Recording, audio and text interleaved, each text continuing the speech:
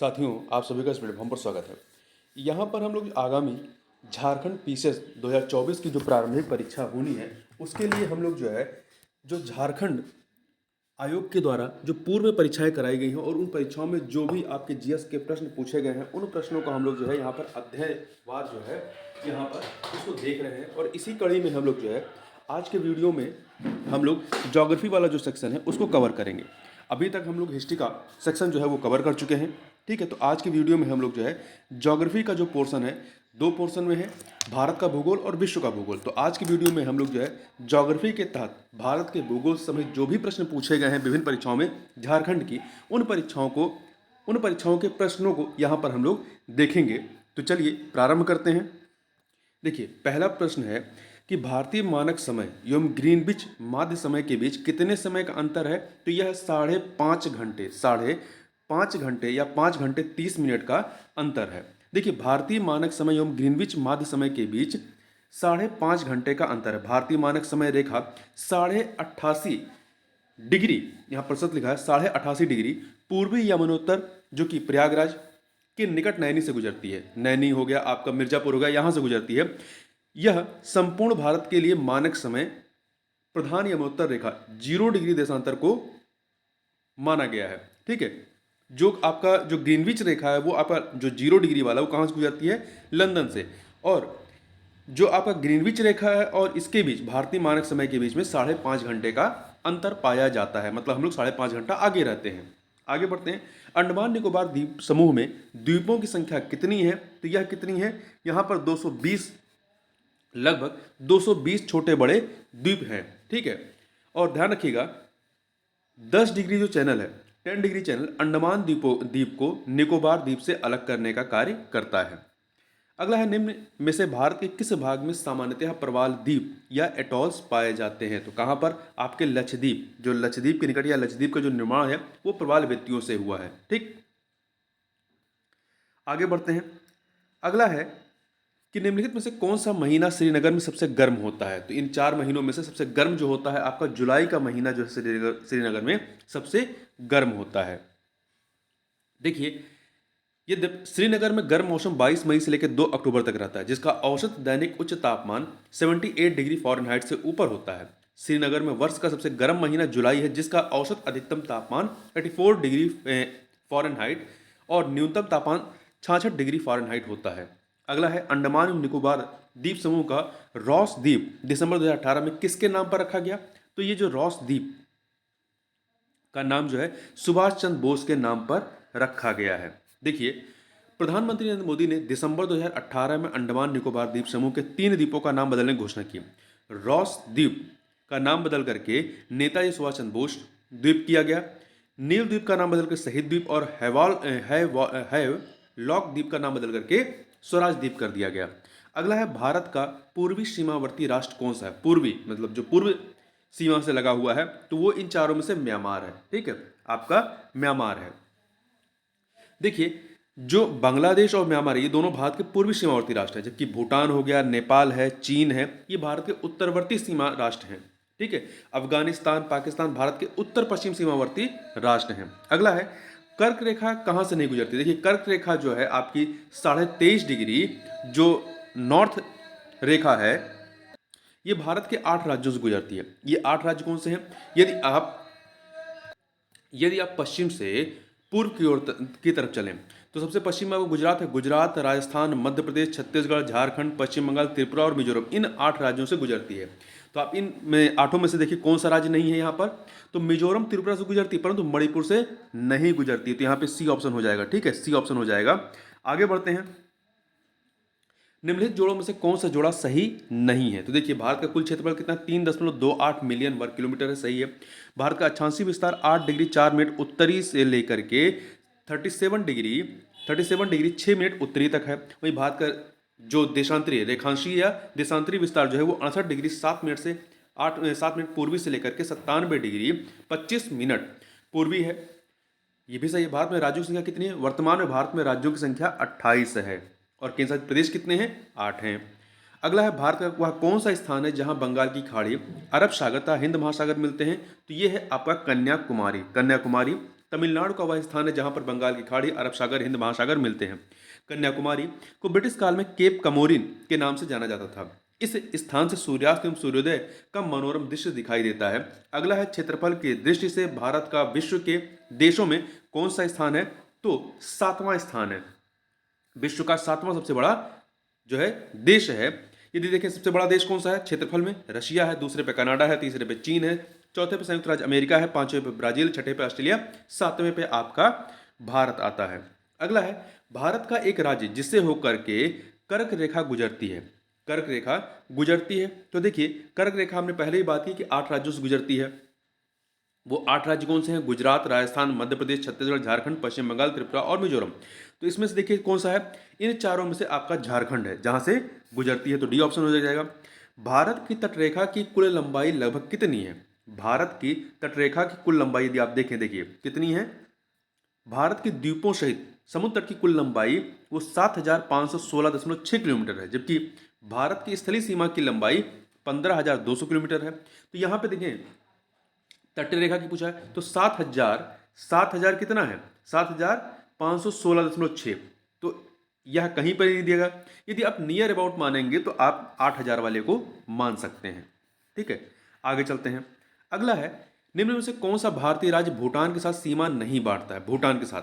तो देखिए भूटान के साथ किस राज्य की सीमा नहीं लगी है, तो सिक्किम की लगी है, अरुणाचल प्रदेश की लगी है, असम की लगी है। यदि आप मैप खोल के देखेंगे तो आपको मैप में दिखाई पड़ेगा कि सिक्किम, अरुणाचल प्रदेश, असम, इससे भूटान की सीमा लगी हुई है, परंतु बिहार से नहीं लगी है। ठीक है, यहाँ पे बी ऑप्शन हो जाएगा। देखिए जो भूटान है वो हिमालय में स्थित एक स्थलबद्ध राष्ट्र है जो उत्तर में चीन अर्थात चीन का जो तिब्बत वाला इलाका है वहां से, तथा चीन तथा पश्चिम दक्षिण में पूर्व में भारत से सीमा साझा करता है।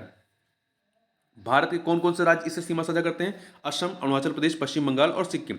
ये 4 राज्य जो हैं इनकी सीमा भूटान से लगी हुई है। ठीक है, सीमा की लंबाई को यदि देखेंगे घटते क्रम में राज्यों में तो असम की सबसे अधिक लगी है, उसके बाद अरुणाचल प्रदेश, उसके बाद पश्चिम बंगाल और सबसे कम सिक्किम की, इन चारों में से है। अगला है भारत का देशांतरी विस्तार कितना है, यह है आपका 68 डिग्री 7 मिनट पूर्व से लेकर 97 डिग्री 25 मिनट पूर्व तक है, तो यहाँ पे डी ऑप्शन हो जाएगा। अगला है निम्नलिखित में से कौन सा बंदरगाह कोरोमंडल तट पर स्थित है, कोरोमंडल तट पर मतलब तमिलनाडु वाले जो तट रेखा है उससे लगी हुई है, तो नागापट्टनम। इन चारों में से जो है आपका डी ऑप्शन नागापट्टनम जो है इसका ये आपका कोरोमंडल तट पर स्थित है। देखिए कोरोमंडल तट भारतीय उपमहाद्वीप का दक्षिण पूर्वी तट है, तट क्षेत्र है। यह पूर्वी घाट और हिंद महासागर के बंगाल की खाड़ी के बीच स्थित है। कावेरी नदी के डेल्टा के पास, कृष्णा नदी के मुहाने के पास पॉइंट कैलिमर तट फैला है। तमिलनाडु, आंध्र और पौंडीचेरी कोरोमंडल तट का हिस्सा है। कोरोमंडल तट अपने बंदरगाहों के लिए जाना जाता है। कोरोमंडल तट पर स्थित जो बंदरगाह है उसमें चेन्नई, एन्नोर, कराईकल, कुडलोर, ट्रेक्यूबार, नागौर और नागापट्टिनम है। अगला है आपका कि भारत की स्थलीय सीमा की लंबाई, भारत की स्थलीय सीमा की लंबाई लगभग कितनी है, तो देखिए यहाँ पे देखिए लगभग जो स्थलीय सीमा की लंबाई 15,200 किलोमीटर है, 15,200 किलोमीटर, तो यहाँ पर आपका ए ऑप्शन वो सही हो जाएगा। आगे बढ़ते हैं। पुडुचेरी केंद्र शासित प्रदेश की कौन सी प्रशासनिक इकाई भारत के पश्चिमी तट पर स्थित है, पुडुचेरी केंद्र शासित प्रदेश की कौन सी प्रशासनिक इकाई भारत के पश्चिमी तट पर, तो जो माहे, देखिए पुडुचेरी जो है वो आपका जो उसका हिस्सा है वो 3 राज्यों में फैला हुआ है, तो जो माहे वाला हिस्सा है वो आपका पश्चिमी तट पर है। पुडुचेरी केंद्र शासित प्रदेश की माहे प्रशासनिक इकाई केरल से घिरे पश्चिमी घाट पर मालाबार तट पर स्थित है। पुडुचेरी के 3 प्रशासनिक क्षेत्र हैं। कराईकल पुडुचेरी के दक्षिण एवं चेन्नई के उत्तर में स्थित है। जो कराईकल है वो पुडुचेरी के दक्षिण एवं चेन्नई के उत्तर में स्थित है, जबकि यमन जो है आंध्रा के पूर्वी गोदावरी जिले से है। पुडुचेरी के सभी क्षेत्र फ्रांसीसी शासन के अधीन थे। नवंबर 1954 में नवंबर 1954 को भारत में फ्रांसीसी संपत्ति भारतीय संघ में स्थानांतरित कर दी गई और पुडुचेरी एक केंद्रशासित प्रदेश बन गया। आगे बढ़ते हैं। सियाचिन ग्लेशियर कहाँ स्थित है, तो जो सियाचिन ग्लेशियर है ये काराकोरम श्रेणी में स्थित है। कहाँ पर है, काराकोरम श्रेणी में स्थित है, तो ध्यान रखिएगा। सियाचिन ग्लेशियर हिमालय के पहाड़ों में पूर्वी काराकोरम रेंज में पॉइंट एन जे 9842 के ठीक उत्तर पूर्व में स्थित है। यह महान जल निकासी विभाजन के दक्षिण में स्थित है, जो काराकोरम की हिमाच्छादित हिस्से में यूरेशियन प्लेट को भारतीय उपमहाद्वीप से अलग करता है, इसलिए इसे तीसरा ध्रुव भी कहा जाता है। अगला है निम्नलिखित में से कौन सा युग्म सही सुमेलित नहीं है। देखिए आप यहाँ पे जो सिपकिला दर्रा है हिमाचल प्रदेश में है, लिपुलेख कहाँ पे है, लिपुलेख ये उत्तराखंड में है, अरुणाचल प्रदेश में नहीं है। ठीक है, नाथुला सिक्किम में है, जोजिला जम्मू कश्मीर में है। तो कुछ का देखिए यहाँ पे देखिए सिपकिला दर्रा हिमाचल प्रदेश में, नाथुला सिक्किम में है, जोजिला दर्रा ये लद्दाख में है। जोजिला दर्रा कहाँ है, यहाँ पे देखिए जो चूंकि 2005 का क्वेश्चन है, यहाँ पे पहले जम्मू कश्मीर का अंतर्गत आता था, परंतु अब जोजिला दर्रा जो है अब कहाँ पे है, से लद्दाख के तहत आता है। लद्दाख अलग केंद्र शासित प्रदेश बना दिया गया है। बोमडिला अरुणाचल प्रदेश, यांग्याप दर्रा जो है अरुणाचल प्रदेश। जम्मू श्रीनगर मार्ग किस दर्रे से होकर गुजरता है, तो जम्मू जो श्रीनगर मार्ग है ये आपका किससे गुजरता है, बनिहाल दर्रे से होकर गुजरता है। किससे, बनिहाल दर्रे से होकर के गुजरता है। ठीक है, नाथुला दर्रे की बात करें तो भारत के सिक्किम राज्य में स्थित है, जो भारत और चीन को जोड़ता है। वहीं जोजिला दर्रा जो है वो जास्कर श्रेणी में स्थित है, जास्कर श्रेणी में।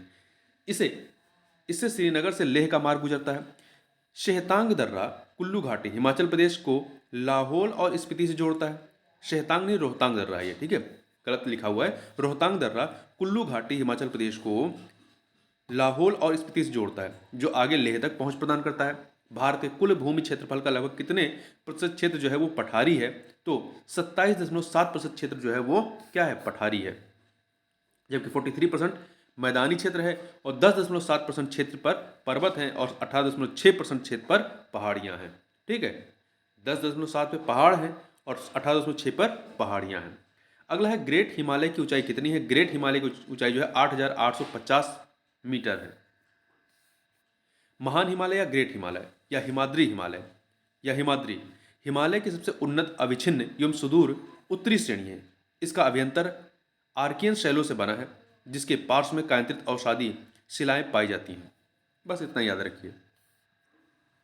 नंदा देवी स्थित है कहाँ पर, नंदा देवी उत्तराखंड में। कहाँ पर, उत्तराखंड। नंदा देवी उत्तराखंड राज्य में अवस्थित भारत की प्रमुख चोटी है, जिसकी ऊंचाई 8,126 मीटर है। नंदा देवी राष्ट्रीय पार्क की स्थापना, नंदा देवी राष्ट्रीय पार्क की स्थापना वर्ष 1982 में की गई थी। वर्तमान में उत्तराखंड राज्य में स्थित है। हिमालय की श्रेणी में कौन प्राचीनतम है। इन चारों में देखें, बृहद हिमालय श्रेणी, निम्न हिमालय, धौलाधर श्रेणी, शिवालिक श्रेणी। तो इसमें से जो बृहद हिमालय श्रेणी है, ग्रेट हिमालय है, ये जो है आपकी प्राचीन है। बृहद हिमालय श्रेणी हिमालय पर्वत की सबसे प्राचीन श्रेणी है, जिसका विस्तार सिंधु नदी से लेकर ब्रह्मपुत्र नदी तक है। सिंधु से लेकर ब्रह्मपुत्र तक है। बृहद हिमालय के अंतर्गत काराकोरम, लद्दाख तथा जास्कर श्रेणियां आती हैं। इसी बृहद हिमालय के अंतर्गत भारत की सर्वोच्च पर्वत श्रृंखला केटू या गाडविन आस्टिन की चोटी स्थित है, जिसकी ऊंचाई 8,611 मीटर है। अगला है हिमालय की रचना समानांतर वलय श्रेणियों से हुई है। हिमालय की रचना समानांतर वलय श्रेणियों से हुई है, जिसमें से प्राचीनतम की श्रेणी कितनी है, जिसमें से प्राचीनतम श्रेणी है कौन सी, जो है वो बृहद हिमालय श्रेणी सबसे प्राचीनतम है। शिवालिक, निम्न हिमालय, धौलाधर और बृहद में। और ये आपका वलित पर्वत का उदाहरण है। जो हिमालय है ये वलित पर्वत का उदाहरण है, इसको भी आप ध्यान रखिएगा। और जो शिवालिक श्रेणी है, शिवालिक श्रेणी ये जो है आपकी हिमालय की सबसे नवीनतम श्रेणी है। अगला है अधोलिखित उच्चावच। अधोलिखित उच्चावच आकृतियों पर ध्यान दीजिए। यहाँ पे 4 आकृतियां दी गई हैं। उपरोक्त उच्चावच आकृतियों का दक्षिण से उत्तर की ओर हमें बढ़ते हुए सही क्रम लगाना है। तो आप देखें, सबसे दक्षिण में धौलाधर, सबसे दक्षिण में आपका धौलाधर है, फिर जास्कर है, फिर आपका लद्दाख आएगा, फिर सबसे उत्तर में कौन सा आएगा, काराकोरम आएगा। ठीक है, तो सबसे दक्षिण में धौलाधर है, फिर जास्कर है उसके उत्तर में, फिर उससे उत्तर में आपका लद्दाख है और सबसे उत्तर में काराकोरम है। तो 2134 ए ऑप्शन हो जाएगा। आगे बढ़ते हैं। निम्नलिखित उच्चावच आकृतियों पर ध्यान दीजिए। निम्नलिखित उच्चावच आकृतियों पर ध्यान दीजिए। देखिए यहाँ पर 4 उच्चावच दिए गए हैं। इन उपरोक्त उच्चावच आकृतियों का पश्चिम से पूर्व की ओर मतलब गुजरात से आप पश्चिम बंगाल साइड की ओर चलेंगे, तो पश्चिम से पूर्व की ओर बढ़ते हुए सही क्रम हमें बताना है यहाँ पर। तो देखिए सबसे पश्चिम में कौन सा है, महादेव पर्वत है। फिर इसके बाद आपका महादेव पर्वत बाद मैकाल पर्वत श्रृंखला है, ये मध्य प्रदेश में आ जाएगा। फिर छोटा नागपुर पठार है, झारखंड में आ जाएगा। फिर खासी की पहाड़ियाँ, ये आपका मेघालय में आ जाएगा। तो यही क्रम हो जाएगा, महादेव पर्वत श्रृंखला, फिर मैकाल पर्वत श्रृंखला, छोटा नागपुर पठार, खासी की पहाड़ियाँ, 1 2 3 4, अर्थात ए ऑप्शन यहाँ पर आपका सही हो जाएगा। आगे बढ़ते हैं। यहाँ ध्यान रखें, मेघालय का पठार जो है वो प्रायद्वीपीय पठार का ही हिस्सा है और मेघालय पठार के अंतर्गत गारो खासी जयंतियाँ, खासी पहाड़ियाँ, गारो पहाड़ियाँ, जयंतियाँ, गारो खासी जयंतियाँ पहाड़ियाँ आती हैं। आगे बढ़ते हैं। अगला है आपका कि हिमालय की उत्पत्ति संबंधित है किससे? तो हिमालय की उत्पत्ति टर्सरी क्रम की चट्टानों से, हिमालय की उत्पत्ति टर्सरी क्रम की चट्टानों से हुई है। ऊपरी शिवालिक, मध्य एवं निचला शिवालिक, मुरी उपक्रम, शिमला का कसौली उपक्रम, हिमालय के क्रोड में ग्रेनाइट अंतर्भेद, वाद्य हिमालय का छारट उपक्रम, ये सब छोड़ दीजिए। बस इतना याद रखिए कि जो हिमालय की उत्पत्ति है वो टर्सरी क्रम की चट्टानों से हुई है। आगे बढ़ते हैं। आरावली पहाड़ियों की सर्वोच्च चोटी कौन सी है? आरावली पर्वत जो पहाड़ियां हैं इनकी सर्वोच्च चोटी गुरु शिखर है। क्या है? गुरु शिखर है, गुरु शिखर है। देखिए, भारत की भौगोलिक संरचना में आरावली प्राचीनतम पर्वत श्रेणी है जो गोंडवाना लैंड का भाग है। यह संसार की सबसे प्राचीन पर्वत श्रृंखला है जो राजस्थान को उत्तर दक्षिण दो भागों में बांटती है। इसकी उत्पत्ति प्री कैम्ब्रियन युग में हुई है। अरावली का सर्वोच्च पर्वत शिखर गुरु शिखर है जिसकी ऊंचाई 1722 मीटर है। यह माउंट आबू या सिरोही में स्थित है। पटकाई की पहाड़ियां भारत को अलग करती हैं किससे? पटकाई की पहाड़ियां जो हैं भारत को म्यांमार से अलग करती हैं, म्यांमार से।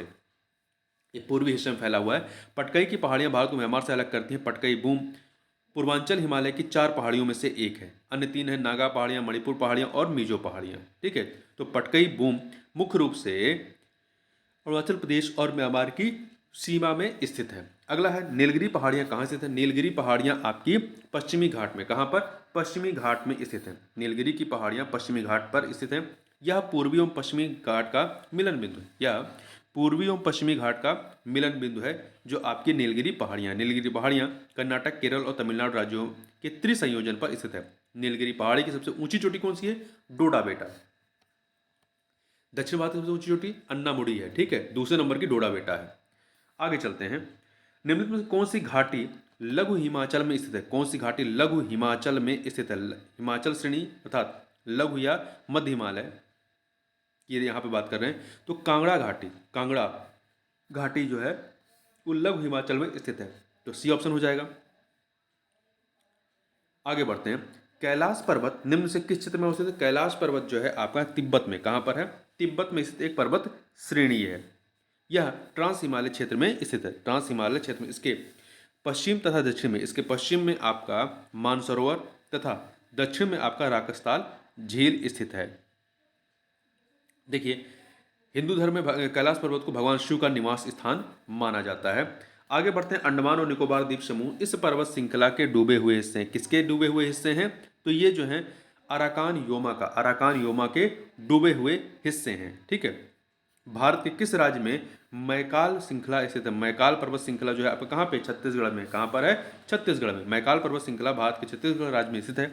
मैकाल पहाड़ी का सर्वोच्च शिखर अमरकंटक जिसकी ऊंचाई 1036 मीटर है, जहां से सोन, नर्मदा एवं दामोदर नदियों का उद्गम होता है। ध्यान रखिए, अमरकंटक से सोन, नर्मदा एवं दामोदर नदियों का उद्गम होता है। मैकाल श्रेणी से पूर्व की ओर जाने पर छोटा नागपुर व राजमहल की पहाड़ियां भी मिलती हैं। आगे बढ़ते हैं। अगला निम्नलिखित में से किस युग में बुंदेलखंड विस्तृत या फैला हुआ है? तो मध्य प्रदेश और उत्तर प्रदेश में फैला हुआ है। जो बुंदेलखंड का हिस्सा है वो मध्य प्रदेश और उत्तर प्रदेश में फैला हुआ है। ठीक है, देखिए, बुंदेलखंड क्षेत्र उत्तर प्रदेश के दक्षिण में 7 जनपद और मध्य प्रदेश के 13 जनपदों में फैला है जिसका क्षेत्रफल लगभग 1.5 लाख वर्ग किलोमीटर है। अगला है भारत का लगभग कितने प्रतिशत क्षेत्रफल मैदानों के अंतर्गत आता है? तो 43%, लगभग 43% क्षेत्र जो है वो मैदानों के अंतर्गत आता है, जबकि 29% क्षेत्र जो है पर्वतीय और पहाड़ी है। शेष 27.7% भूभाग पठारी क्षेत्र के अंतर्गत आता है। अगला है किसी शुष्क प्रदेश में बृहद सारे जलोढ़ शंकुओं के सम्मिलित होने से बना निरक्षेपण लक्षण कहलाता है। किसी शुष्क प्रदेश में बृहद सारे जलोढ़ शंकु, बहुत सारे जलोढ़ शंकुओं के सम्मिलित होने से बना निरक्षेपण लक्षण क्या कहलाता है? तो ये वालशोन कहलाता है। ठीक है, देखिए पेडिमेंट क्या होता है? पेडिमेंट जो ए ऑप्शन में है, ये शुष्क प्रदेशों में जलोढ़ शंकुओं के पाद प्रदेश में निक्षेपित गोलाश्म क्षेत्र होता है। बालसन जो होता है शुष्क प्रदेश में जलोढ़ शंकुओं के मध्य निक्षेपित समस्त क्षेत्र होता है जिसमें पेडिमेंट, बाजदा तथा प्लाया मिलते हैं। अपवाहन द्रोणी क्या होता है? ये पवन अपवर्तित बेस क्षेत्र होता है। और बजादा ये पेडिमेंट का अग्रवर्ती प्रदेश होता है। अगला है निम्नलिखित में से कौन सी नदी एस्चुरी नहीं बनाती है? तो देखिए, महानदी जो है, महानदी ये एस्चुरी नहीं बनाती है। यह नदी छत्तीसगढ़ के रायपुर जिले से, जो आपकी महानदी है, यह छत्तीसगढ़ के रायपुर जिले से अमरकंटक के दक्षिण में सिंगावा के निकट निकलती है और उड़ीसा में एक बड़ा डेल्टा बनाती हुई बंगाल की खाड़ी में गिरती है। महानदी का अपवाह क्षेत्र जो है, अपवाह नहीं है, अपवाह क्षेत्र, यहाँ पे वर्तनी की काफ़ी गलतियाँ हैं। अपवाह क्षेत्र 1.42 लाख वर्ग किलोमीटर है। हीराकुंड टिकरापारा बांध इसी नदी पर स्थित है। आगे बढ़ते हैं। अगला है, निम्नलिखित में से भारत की कौन सी नदी पश्चिम की तरफ बहती है? निम्नलिखित में से भारत की कौन सी नदी जो है वो पश्चिम की तरफ बहती है? तो इन चारों में से कावेरी, तुंगभद्रा, नर्मदा, दामोदर में से नर्मदा जो है वो आपकी रिफ्ट वैली से, रिफ्ट घाटी से बहती हुई पश्चिम की तरफ बहती है और अरब सागर में जाके मिलती है। देखिए, प्रायद्वीप नदियों में नर्मदा व ताप्ती नदी सामान्य बहाव की दिशा के विपरीत पूर्व से पश्चिम दिशा की ओर बहती हुई अरब सागर में जाकर गिर जाती हैं। नर्मदा नदी का उद्गम दक्षिण छत्तीसगढ़ में स्थित मैकाल पर्वत श्रेणी के अमरकंटक पठार से होता है। ठीक है, और इसका अपवाह क्षेत्र जो है वो मध्य प्रदेश और गुजरात में है, गुजरात और महाराष्ट्र में भी है। ठीक है, निम्न में से कौन सा विशेष लक्षण नर्मदा नदी के लिए उपयुक्त है? तो ये जो है आपका क्या है, संरचनात्मक मूल। देखिए, भारत के प्रायद्वीपीय भाग की दो प्रमुख नदियां नर्मदा और ताप्ती का विशेष लक्षण संरचनात्मक मूल है। इनकी उत्पत्ति भूगर्भीय हलचलों का परिणामी प्रभाव द्वारा अपभ्रंश घाटी में हुआ है। ये नदियां प्रायद्वीपीय भारत के सामान्य ढाल दक्षिण पूर्व की तरफ अनुसरण नहीं करती, बल्कि अपभ्रंश संरचना का अनुसरण करती हुई अरब सागर में गिरती हैं। चोयस मौसमी नदियां मुख्यतः पाई जाती हैं कहाँ पर? तो ये चोयस होती हैं, ये मुख्यतः पंजाब हरियाणा मैदान में। पंजाब का कंडी क्षेत्र चोयस नामक मौसमी जलधाराओं से भरा है। पानी की ग्लेशियर क्षेत्रों पर निर्भर रहने वाली हिमालयी नदियों के विपरीत ये नदियां करतारपुर और शिवालिक पहाड़ियों से निकलती हैं। अगला है, नर्मदा नदी का उद्गम कहाँ से है? तो ये अमरकंटक से, छत्तीसगढ़ स्थित मैकाल पर्वत श्रेणी के अमरकंटक पठार से यह निकलती है, जिसका 87% भाग मध्य प्रदेश में, 11.5% भाग गुजरात में और 1.5% भाग वो महाराष्ट्र में पड़ता है। और यह अरब सागर में गिरने वाली प्रायद्वीप भारत की सबसे लंबी नदी है। आगे बढ़ते हैं। अगला है, निम्नलिखित में से कौन सा जोड़ा सही है? नदी और राज्य। इंद्रावती कहाँ पर है? इंद्रावती झारखंड में नहीं है। इंद्रावती छत्तीसगढ़ की प्रमुख नदी है। भीमा, भीमा कहाँ की है? भीमा ये कृष्णा की प्रमुख सहायक नदी है। कृष्णा की प्रमुख सहायक नदी जो महाराष्ट्र और कर्नाटक में बहती है, ना कि तमिलनाडु में। तो भीमा आपका कर्नाटक और महाराष्ट्र में, लूनी राजस्थान में, ये सही है। घाट प्रभा नहीं, घाट प्रभा है। घाट प्रभा केरल में नहीं बहती है। घाट प्रभा जो है नदी महाराष्ट्र और कर्नाटक में बहती है। अगला है, दो सूचियां दी गई हैं, नदियां और उनकी सहायक नदियां, नदियां और उनकी सहायक नदियां। तो यहाँ पर देखिए, कृष्णा की सहायक नदी क्या है? कृष्णा की भीमा है, तो 4 से मिलाइए। ब्रह्मपुत्र की क्या है? तिस्ता है। ब्रह्मपुत्र की तिस्ता है, 3 से मिला दीजिए। गोदावरी की इंद्रावती है, गोदावरी की इंद्रावती है, 2 से मिलाइए। यमुना की चंबल है, 1 से मिला दीजिए। तो आपका क्या हो जाएगा? 4-3-2-1, 4-3-2-1, ए ऑप्शन हो जाएगा, ए ऑप्शन। अगला है, निम्नलिखित स्थानों में से किस पर ब्रह्मपुत्र नदी भारत में प्रवेश के समय यू टर्न लेती है? निम्नलिखित स्थानों में से किस पर ब्रह्मपुत्र नदी भारत में प्रवेश करते समय यू टर्न लेती है? तो ये कहाँ पर? नमचा बरवा में, नमचा बरवा। ब्रह्मपुत्र नदी मानसरोवर झील तिब्बत के निकट आंगशी ग्लेशियर से निकलती है। यह नदी तिब्बत जो कि चीन का हिस्सा है, भारत बांग्लादेश तक विस्तृत है। नामचा बरवा पर्वत के पूर्वी किनारे के सहारे यह एक तीखा मोड़ लेते हुए या तीक्ष्ण मोड़ लेते हुए दक्षिण पश्चिम दिशा में मुड़ जाती है और 5,500 मीटर गहरा कैनियन बनाती हुई अरुणाचल प्रदेश भारत में प्रवेश करती है। ठीक है, ब्रह्मपुत्र को तिब्बत अर्थात हिमालय के ऊपरी क्षेत्र में शांगपो, अरुणाचल प्रदेश में दिहांग तथा असम में ब्रह्मपुत्र और बांग्ला क्षेत्र में या बांग्लादेश में जमुना के नाम से जाना जाता है। आगे बढ़ते हैं। ब्रह्मपुत्र नदी तिब्बत में किस नाम से जानी जाती है? तो शांगपो के नाम से, सांगपो के नाम से। ठीक है, बांग्लादेश में जमुना तथा पद्मा नदी में के नाम से जानी जाती है तथा पद्मा में मिल जाती है और बंगाल खाड़ी में गिर जाती है। कौन सी नदी बंगाल की दुख कहलाती है? बंगाल का दुख जो है किसे कहते हैं? दामोदर नदी को कहते हैं। दामोदर नदी हुगली की सहायक नदी है। यह नदी छोटा नागपुर पठार से निकलकर पश्चिम बंगाल में हुगली नदी में मिल जाती है। यह नदी कुल 541 किलोमीटर बहती है। ठीक है, अगला है, निम्नलिखित में से कौन सी नदी अवध के मैदान की प्रमुख नदी? अवध की घाघरा नदी जो है यह अवध के मैदान की प्रमुख नदी है। इस नदी का उद्गम स्थल कहाँ पे? लखीमपुर खीरी की धौरहरा तहसील में नेपाल से आने वाली गेरुआ और कर्नाली नदियों के संगम जो है स्थित स्थल है। घाघरा नदी उत्तर प्रदेश के लखीमपुर खीरी, सीतापुर, बहराइच, बाराबंकी, गोंडा, अयोध्या, बस्ती, आगे गोरखपुर, देवरिया, बलिया होते हुए बलिया के दोआब क्षेत्र के सिताब दियारा क्षेत्र में गंगा नदी के बाएं तट पर मिल जाती है। अगला है निम्नलिखित में से कौन सी स्वच्छ पानी की झील है? तो इन चारों में से आप देखें तो कोलेरू झील जो है आंध्र प्रदेश में कृष्णा गोदावरी डेल्टा के मध्य स्थित ताजे पानी की झील है, ताजे पानी मीठे पानी की। अन्य सभी खारे पानी की झील है, फलोदी, शांभर और पुलिकट। अगला है मासिन राम जो सर्वाधिक वर्षा वाला क्षेत्र है किस राज्य में स्थित है? तो ये मेघालय में। मासिन राम कहाँ पे है? मेघालय में स्थित है। कहाँ पर? मेघालय में। ठीक है, भारत का सर्वाधिक वर्षा वाला स्थान मासिन राम है जो मेघालय राज्य में स्थित है। मेघालय राज्य में, इस राज्य में से चेरापूंजी पहले सबसे अधिक वर्षा वाला स्थान था, किंतु उसका स्थान अब मासिन राम ने ले लिया है। अगला है जलवायु के प्रमुख घटक जो झारखंड राज्य के वन के क्षेत्र के जलवायु को प्रभावित कर रहे हैं वो कौन से हैं? तो वह है जंगल की आग। जंगल की आग जो झारखंड राज्य के वन क्षेत्र के जलवायु को प्रभावित कर रहा है। भारत में निम्न से किस तटीय प्रदेश में उत्तर पूर्वी मानसून से वर्षा होती है? किस तटीय प्रदेश में उत्तर पूर्वी मानसून से वर्षा होती है?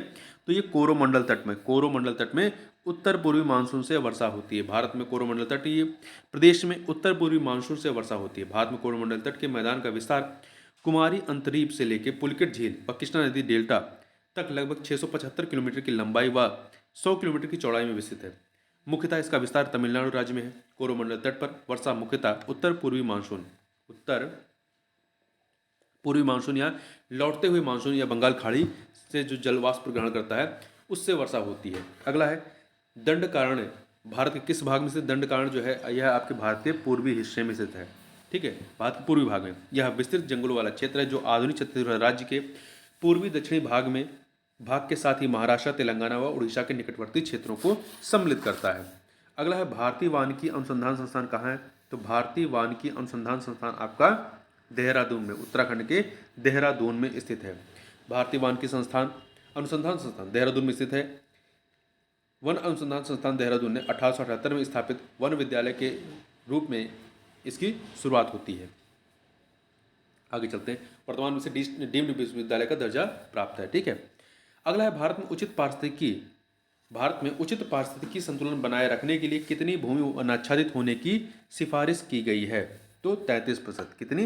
33%। भारत की राष्ट्रीय वन नीति 1988 में देश के 33% भौगोलिक क्षेत्र को वन और वृक्ष आच्छादित क्षेत्र के अंतर्गत रखने की लक्ष्य की परिकल्पना की गई है।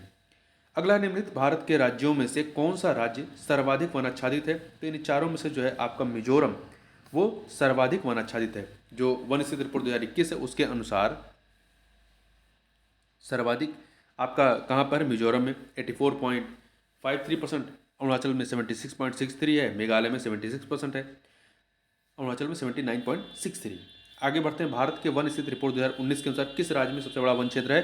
तो ये आपका मध्य प्रदेश में है। 2021 का जो है उसके अनुसार भी मध्य प्रदेश में है क्षेत्रफल की दृष्टि से। ठीक है, आगे बढ़ते हैं। ज्वारीय वन पाए जाते हैं कहाँ पे? ज्वारीय वन आपके कहाँ पाए जाएंगे? ये गंगा के डेल्टा में। मैंग्रोव वनों को ज्वारीय वन भी कहा जाता है। ये आमतौर पर ज्वार के परिणाम स्वरूप ज्वारीय वनस्पतियां उगती हैं। इन वनों में ऐसी वनस्पतियां होती हैं जो उच्च लवणता का सामना करती हैं। इनके जो क्षेत्र हैं आपके सबसे अधिक कहाँ पे? पश्चिम बंगाल में है, फिर गुजरात है, अंडमान निकोबार है, फिर आंध्रा है।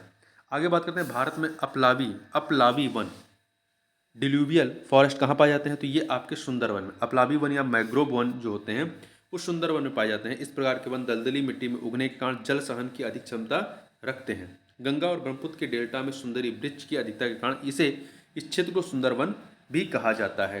अगला है, अगर किसी क्षेत्र का लैंडसेट आंकड़ा आज मिलता है तो उसके पश्चिम में स्थित क्षेत्र का आंकड़ा कब तक उपलब्ध होगा? तो ये जो है उसी समय स्थानीय समय के अनुसार कुछ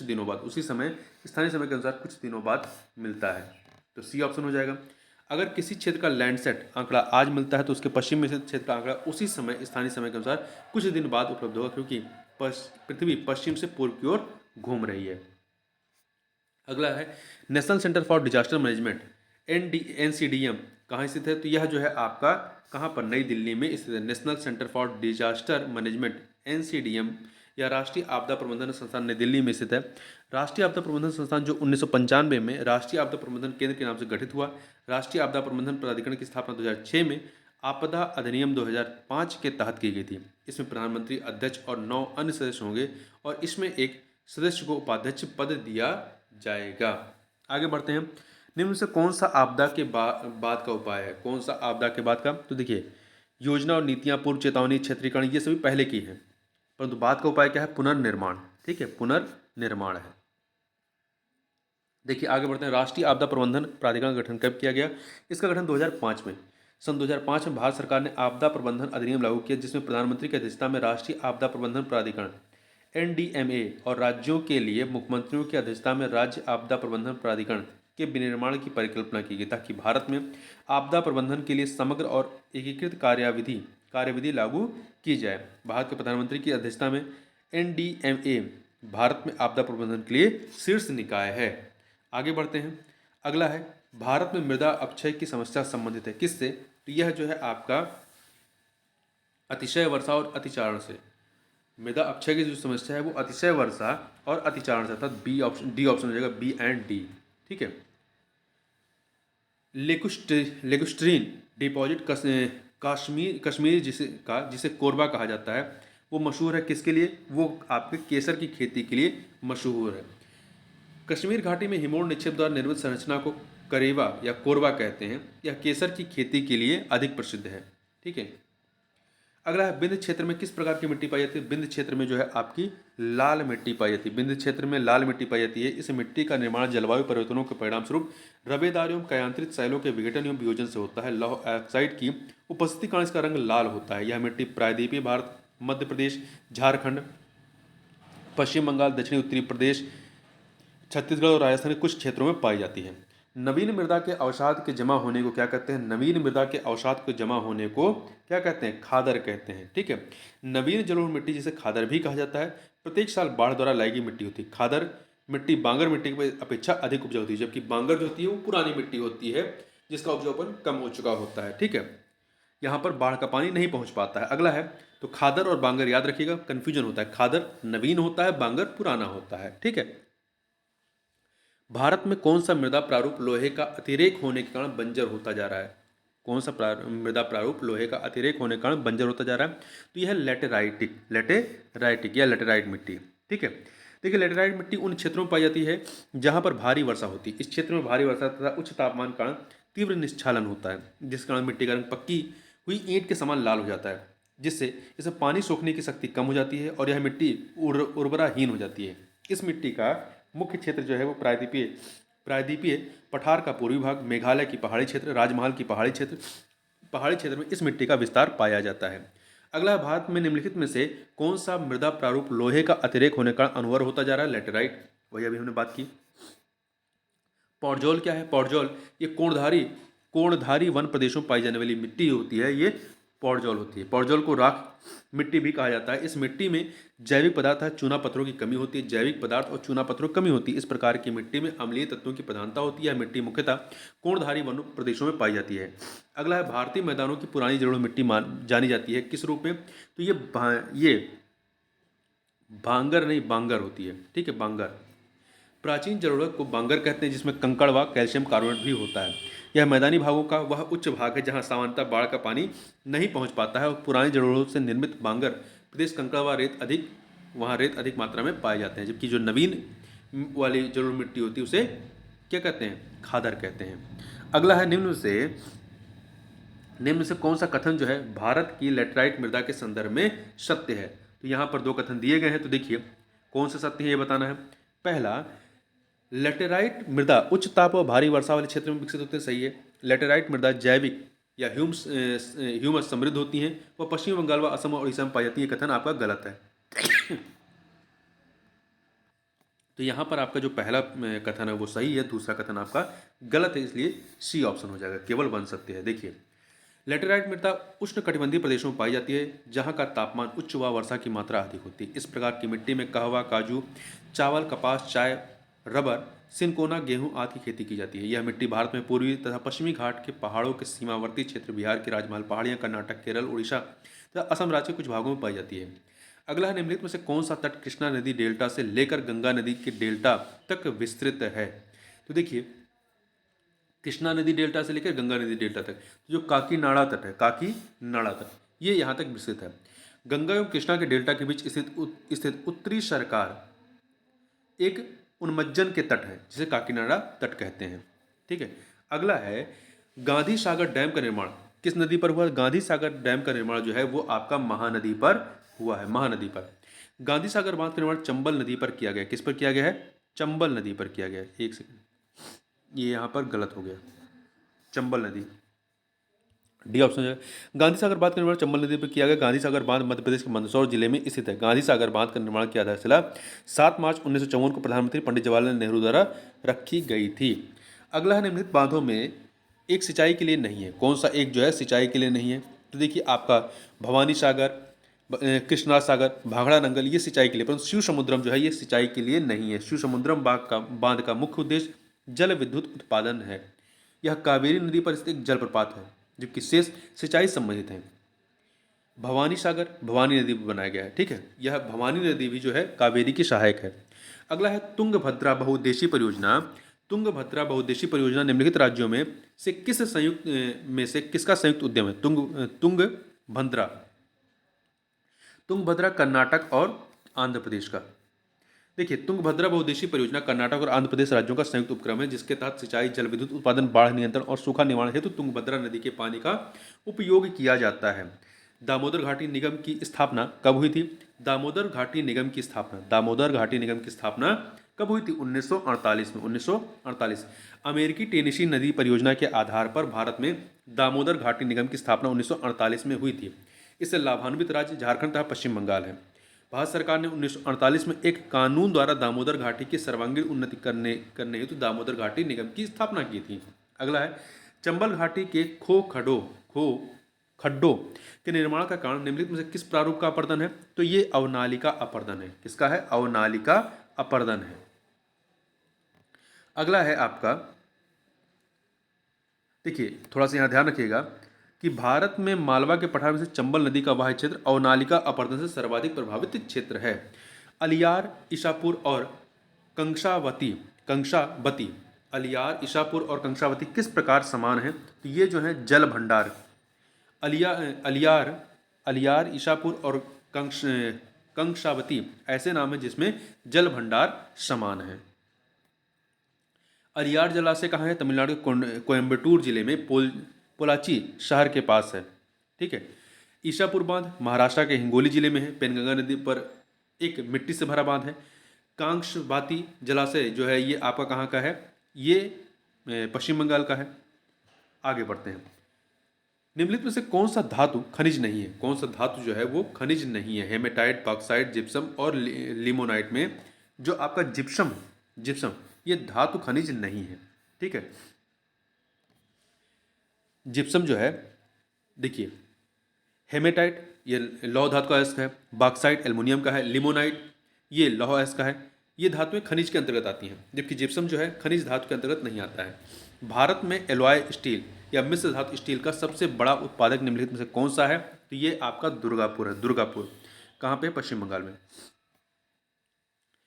भारत में एलॉय स्टील या मिश्र धातु स्टील का सबसे बड़ा उत्पादक दुर्गापुर स्टील प्लांट है। आगे बढ़ते हैं, निम्न से कौन लौह धातु का एक अयस्क है? तो देखिए हेमेटाइट जो है लौह धातु का अयस्क है। हेमेटाइट लौह धातु के अयस्कों में हेमेटाइट है, मैग्नेटाइट है, सिडेराइट, लाइमोनाइट, आयरन पायराइट इत्यादि है। जबकि मैलाकाइट जो है ये तांबा धातु का अयस्क है, बॉक्साइट एल्युमिनियम का है, क्रोमाइट क्रोमियम धातु का है। आगे बढ़ते हैं, निम्नलिखित में से किस परमाणु ऊर्जा संयंत्र की स्थापित क्षमता सर्वाधिक है? तो कैगा, नरोरा, तारापुर, काकरापारा में सबसे अधिक आपका जब का ये प्रश्न है तो तारापुर रहा है, ठीक है।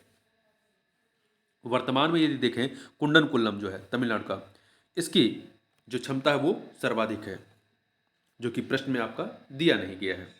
अगला है, किस राज्य में सौर ऊर्जा के विकास की सर्वाधिक क्षमता है? तो कहाँ पर है? तो ये आपका इन चारों में से झारखंड, उत्तर प्रदेश, राजस्थान, मध्य प्रदेश में राजस्थान में जो है आपका सौर ऊर्जा की सर्वाधिक क्षमता है। भारत के राजस्थान राज्य में सौर ऊर्जा के विकास की सर्वाधिक क्षमता है। भारत एक उष्णकटिबंधीय देश होने के कारण यहाँ वर्ष भर सौर विकिरण प्राप्त होती है। यहाँ ध्यान रखिएगा भारत सरकार ने 2022 के अंत तक 175 गीगावाट तथा 2030 तक 500 गीगावाट नवीकरणीय ऊर्जा क्षमता का लक्ष्य निर्धारित किया है। निम्नलिखित में से कहाँ परमाणु ऊर्जा संयंत्र नहीं है? तो देखिए आपका कलपक्कम, काकरापारा, चेन्नई, नवेली, इसमें से नवेली में नहीं है, ठीक है, नवेली में नहीं है। देखिए तमिलनाडु राज्य के दक्षिण में अर्काट जिले में नवेली नामक स्थान पर लिग्नाइट कोयला का उत्पादन किया जाता है तथा यहाँ कोयला आधारित ताप विद्युत गृह भी है। नवेली में कोई भी परमाणु ऊर्जा संयंत्र नहीं है, जबकि कलपक्कम और काकरापारा में परमाणु ऊर्जा संयंत्र है। तो नवेली में नहीं है, डी ऑप्शन। अगला है, भूतापीय ऊर्जा पर आधारित नवीकरण बिजली संयंत्र किस राज्य में, मणिकर्ण बिजली संयंत्र, देखिए भूतापीय ऊर्जा पर आधारित मणिकर्ण बिजली संयंत्र किस राज्य में स्थित है, तो यह जो है आपका हिमाचल प्रदेश में, कहां पर है, हिमाचल प्रदेश में स्थित है, कहां पर है, हिमाचल में, ठीक है। अगला है निम्नलिखित में से कौन सा जोड़ा सही नहीं है इन चार जोड़ों में से, देखिए कोल्हान क्षेत्र कहाँ पे है, ये कोल्हान क्षेत्र जो है खनिज संसाधन के लिए है, कच्छ जो है आपका वन संसाधन के लिए नहीं है, कच्छ क्षेत्र जो है वन संसाधन के लिए नहीं है, ये गलत है। मालाबार तट जल संसाधन और मध्य गंगा मैदान मृदा संसाधन के लिए है। आगे बढ़ते हैं, लौह अयस्क का खनन कहाँ होता है, लौह अयस्क का खनन जो है आपका कहाँ पर है, सिंहभूमि में, सिंहभूमि, इन चारों में से सिंहभूमि। लौह अयस्क का खनन झारखंड के सिंहभूमि जिले में होता है। सिंहभूमि जिले के किरबुरु, बुथबुरु, कोटा, मारीबुरु, रोजारीबुरु और पलामू जिले के डाल्टन आदि लौह अयस्क के प्रमुख क्षेत्र हैं। अगला प्रश्न है कि भारत के किस राज्य में विश्व का सबसे बड़ा थोरियम का भंडार है, तो थोरियम का भंडार कहाँ पे सबसे अधिक, सबसे बड़ा केरल में है, ठीक है। देखिए इसकी मुख्यतः मोनोजाइट बालुका निक्षेपों से होती है, इसका जो निष्कर्षण होता है वो कहाँ से, जो मोनोजाइट बालुका है निक्षेप है वहाँ से होता है। इसका निर्माण प्री कैम्ब्रियन काल की चट्टानों के नष्ट होकर चूर्ण बन जाने से हुआ है। अगला है दो सूचियाँ, खनिज और स्थान, कहाँ पर ये खनिज पाए जाते हैं उनका स्थान यहाँ सम्मिलित करना है। कोयला, कोयला के लिए गिरिडीह है, कोयला के लिए गिरिडीह है वन। तांबा के लिए आपका अलवर है, तांबा के लिए अलवर राजस्थान, 3 से मिलाइए। मैग्नीज के लिए धारवाड़ है, मैग्नीज के लिए धारवाड़ है, 4 से मिलाइए। भूरा कोयला या लिग्नाइट ये जयकोंडम में, जयकोंडम, तो 2, तो 1342 अर्थात सी ऑप्शन हो जाएगा। आगे बढ़ते हैं, निम्न से परमाणवीय बिजली घर और राज्य का कौन सा मेल गलत है। कलपक्कम आपका कर्नाटक में नहीं बल्कि तमिलनाडु में गलत है। काकरापारा गुजरात में है, कुंडनकुल्लम तमिलनाडु में, कैगा उत्तर प्रदेश। तो देखिए आपका कैगा कर्नाटक में ना कि उत्तर प्रदेश, तो आपका ए और डी दोनों गलत है, ठीक है। उत्तर प्रदेश में नरोरा है। अगला है डीजल रेल इंजन बनाए जाते हैं कहाँ पर, डीजल रेल इंजन मड़ुआ डी में, ठीक है, तो सी ऑप्शन हो जाएगा। ये कहाँ पर है, वाराणसी में, वाराणसी के मड़ुआ डी में से डीजल लोकोमोटिव वर्क्स भारतीय रेलवे के स्वामित्व वाली एक इकाई है जो डीजल इंजन और उसके स्पेयर पार्ट्स का निर्माण करती है। यह भारत में सबसे बड़ा डीजल लोकोमोटिव निर्माता है। भारत में प्रथम सूती वस्त्र कारखाने की स्थापना मुंबई में कब हुई थी, तो इसकी स्थापना मुंबई में 1854 में हुई थी, 1854 में, ठीक है, मुंबई में। देखिए बाद में पहली सूती कपड़ा मिल 1818 में कोलकाता पश्चिम बंगाल के पास फोर्ट ग्लोस्टर में स्थापित की गई थी। हालांकि इसको व्यवसायिक सफलता नहीं मिली थी, यह विफल हो गया था। 1854 में बंबई में बड़े पैमाने पर कपास का उत्पादन शुरू हुआ और फिर उसी वर्ष कावसजी नाना भाई डाबर द्वारा मुंबई में बॉम्बे टेक्सटाइल कंपनी नामक दूसरी मिल की स्थापना की गई। अगला है, भारत में प्रथम सूती वस्त्र का कारखाना स्थापित हुआ था कहाँ, तो भारत में प्रथम सूती वस्त्र का कारखाना आपका देखें तो यदि दो तरीके से दे सकते हैं इसका उत्तर, यदि पहला देखें तो कलकत्ता में हुआ था, परंतु यदि सफलता के दृष्टिकोण से देखें तो बंबई में हुआ था, ठीक है।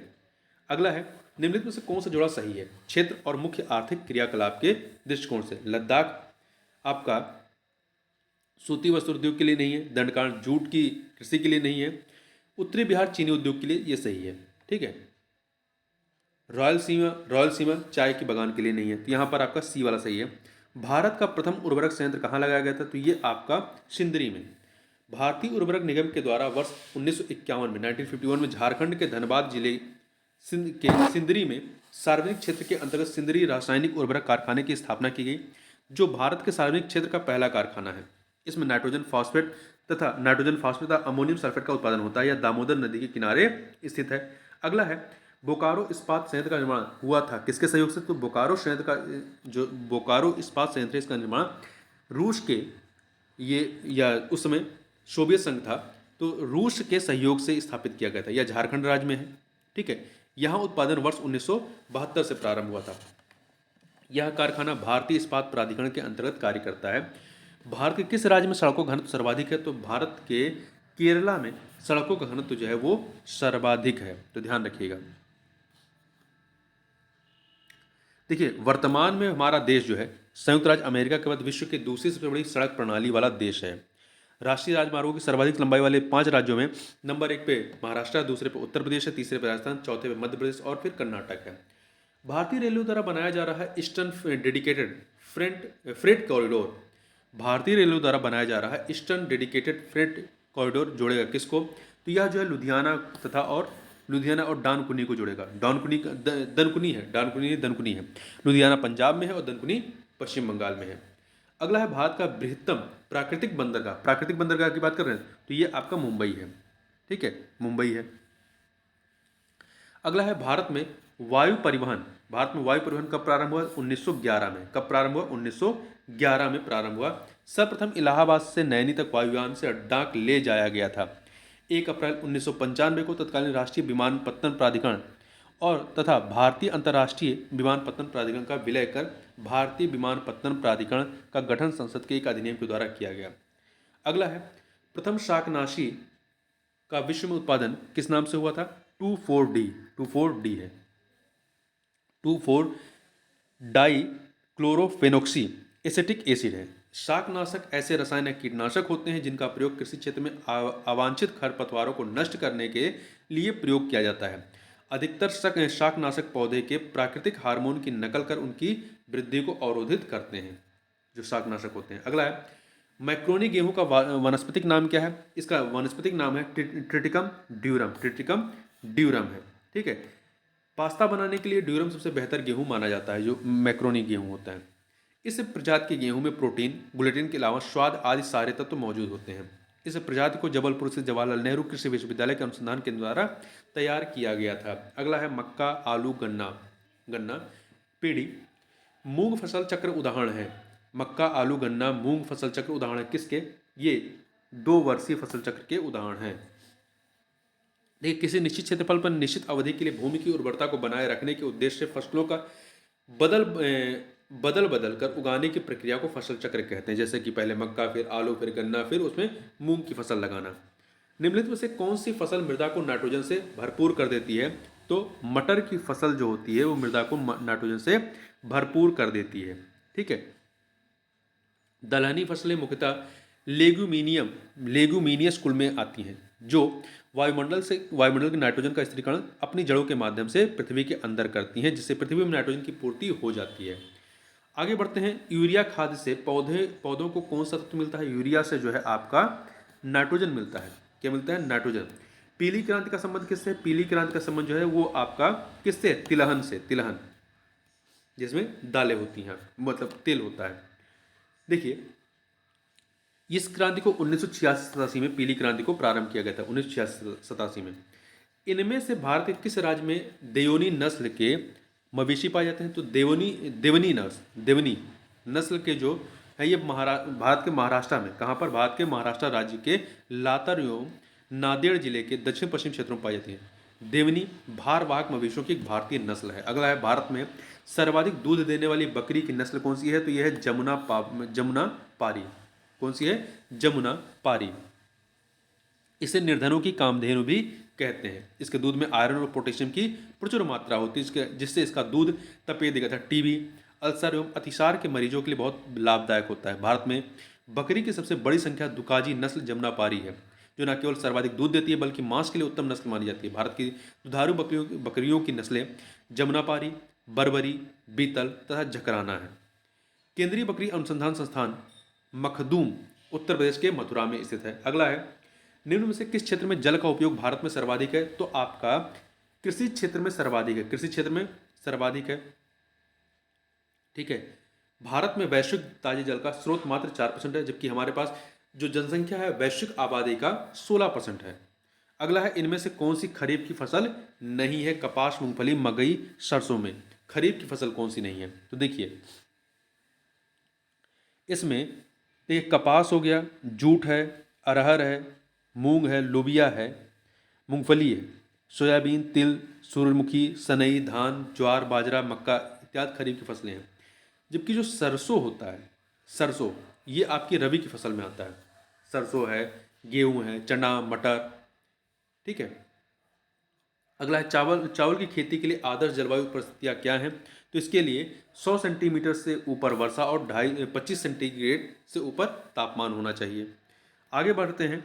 कृषि भूमि में किसके पौधे उगाने से भूमि का अपरदन जो है अधिकतम तीव्रता से होता है?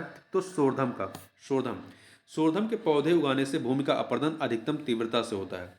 मृदा अपरदन एक भौतिक क्रिया या मृदा क्षरण जिसके द्वारा मृदा पदार्थ एक स्थान से दूसरे स्थान पर पहुंच जाते हैं। मृदा की ऊपरी परत मुख्यतः वायु तथा जल के माध्यम से स्थानांतरित हो जाती है, इसी को मृदा क्षरण कहते हैं, सॉइल इरोजन कहते हैं। कृषि भूमि में शोरधम अर्थात ज्वार के पौधों की जड़ों द्वारा मृदा के आंतरिक संगठन को ढीला कर दिया जाता है, फलस्वरूप भूमि का अपरदन अधिक तीव्रता के साथ होने लगता है। मृदा अपरदन को रोकने के लिए फसलों को बदल बदल कर बोना या जिसे शस्यावर्तन कहते हैं करना चाहिए। अगला है, निम्न में से कौन भारत में दूसरी सबसे महत्वपूर्ण खाद्य फसल है? निम्न में से कौन भारत में दूसरी सबसे महत्वपूर्ण खाद्य फसल है? तो देखिए यहाँ पर ये आपका गेहूं, पहली क्या है? चावल है, दूसरे पे आपका गेहूं है। देखिए गेहूं ग्रेमनी कुल का पौधा है। विश्व में गेहूं उत्पादन में चीन के बाद भारत का दूसरा स्थान तक कुल बोए गए क्षेत्रफल की दृष्टि से प्रथम स्थान है। चावल के बाद यह देश की दूसरी सबसे महत्वपूर्ण खाद्यान्न फसल है। कोनुको में स्थानांतरित कृषि का नाम क्या है? कोनुको कहाँ पर है? तो ये वेनेजुला में जो स्थानांतरित कृषि होती है उसे कोनुको नाम से जानते हैं। ठीक है। अगला है, महाराष्ट्र के काली मिट्टी के क्षेत्र में कपास को गन्ने की फसल से प्रतिस्पर्धा का सामना करना पड़ रहा है, इसका कारण क्या है? तो इसका कारण क्या है? देखिए कृषि सुधारों के प्रसार कारण यह क्षेत्र गन्ने की कृषि के अनुकूल बन गया था, गन्ने की फसल अधिक लाभप्रद यहाँ पर हो गई है। भारत का कौन सा राज्य चीनी का कटोरा कहलाता है? तो उत्तर प्रदेश जो है चीनी का कटोरा कहलाता है। ठीक है। गन्ने की फसल के उत्पादन में सर्वोच्च स्थान उत्तर प्रदेश का है। राज्य के प्रमुख जिले जो है गन्ना उत्पादन के बरेली, मेरठ, सहारनपुर, सीतापुर, बुलंदशहर में बड़ी संख्या में चीनी की मिलें हैं। भारत में श्वेत क्रांति के लिए कौन विख्यात हैं? तो डॉक्टर कुरियन विख्यात रहे हैं। ठीक है। भारत में श्वेत क्रांति के जनक वर्गीस कुरियन को माना जाता है। वर्ष 1970 में भारत ने डॉक्टर वर्गीस कुरियन के नेतृत्व में दुनिया के सबसे बड़े डेयरी विकास कार्यक्रम श्वेत क्रांति को गति दी थी। आगे बढ़ते हैं, चांदी फाइबर क्रांति। चांदी फाइबर क्रांति के उत्पादन से संबंधित है। किसके उत्पादन से? तो ये कपास के उत्पादन से संबंधित है। ठीक है। सिल्वर फाइबर क्रांति कपास उत्पादन से, या चांदी फाइबर क्रांति।